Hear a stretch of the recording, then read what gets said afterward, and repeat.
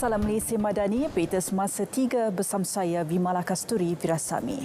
Semua pegawai di Jabatan dan Agensi Kementerian Pertanian dan Keterjaminan Makanan siap sedia serta sentiasa memantau dari semasa ke semasa keadaan cuaca panas yang dijangka menjejaskan sektor pertanian negara. Jelas Menteri Datuk Seri Mohamad Sabu, setakat ini keadaan stok pertanian negara masih terkawal dan pihaknya akan memastikan khususnya barangan keperluan harian mencukupi. Kementerian juga merangka pelan kecemasan sekiranya berlaku situasi kekurangan bekalan makanan berikutan situasi cuaca panas ketika ini. Beliau ditemui selepas melancarkan jualan agro madani di Klang, Selangor. Penganjuran program itu akan dilaksanakan di 9 lokasi lain sekitar Selangor dan Kuala Lumpur selepas ini. Jawatankuasa Pengurusan Bencana Negeri Sarawak akan bermesyuarat tidak lama lagi berhubung cuaca panas dan kering ketika ini.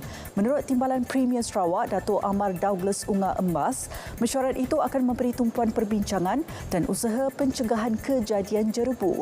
Semua jawatankuasa pengurusan bencana bahagian digesa memantau dengan teliti semua kawasan panas dan berpotensi di bahagian masing-masing berikutan peralihan monsun.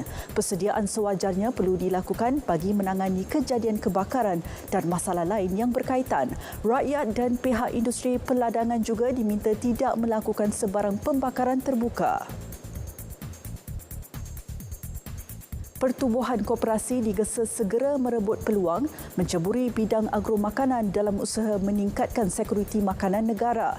Jelas Timbalan Pengerusi Eksekutif Suruhanjaya Koperasi Malaysia, Datuk Umar Sarim Saidin, Kementerian Pembangunan Usahawan dan Koperasi menyediakan peruntukan berjumlah RM100 juta bagi membiayai koperasi yang berminat. Setakat ini jumlah koperasi yang terlibat dalam sektor pengeluaran makanan agak kecil berbanding jumlah keseluruhan 15,318 koperasi berdaftar. Beliau menyatakannya pada Majlis Pengiktirafan Koperasi Terbaik Malaysia 2022 di Kota Baru. Semua 26 parlimen di Johor akan mengadakan jualan rahmah bermula bulan depan.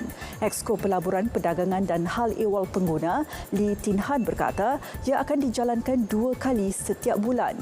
Pengguna akan mendapat diskaun 15 hingga 20% bagi setiap barangan keperluan yang dijual.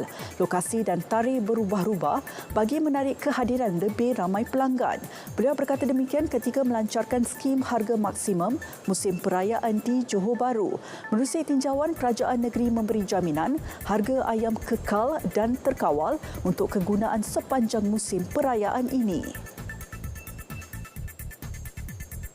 Di Johor Bahru, penjawat awam mengaku tidak bersalah atas 6 pertuduhan salah guna kuasa untuk mendapatkan suapan berjumlah lebih RM13,400 3 tahun lalu.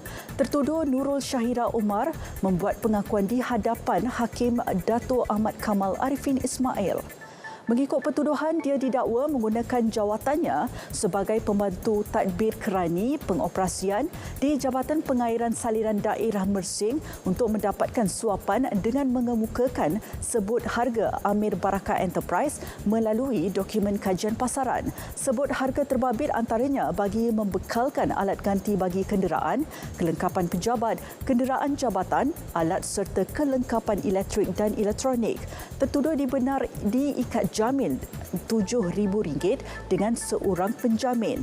Pasport diserahkan kepada mahkamah dan diarah melapor diri di SPRM Johor Bahru sebulan sekali. 16 Mei ditetapkan sebutan semula kes. Wakaf Pulau Pinang turut serta menyantuni golongan warga kerja penjara Reman Pulau Pinang dan penghuninya. Kolaborasi antara Wakaf Pulau Pinang dan Etika Takaful berjaya menyerahkan peruntukan sebanyak RM7,500 kepada penjara Pulau Pinang. Peruntukan ini akan digunakan untuk program keagamaan dan pemulihan penghuni penjara. Beliau menyatakan selepas mengadakan program iftar dan jalinan kasih di penjara Reman Pulau Pinang. Baik saudara, salam Malaysia Madani dan jumpa lagi.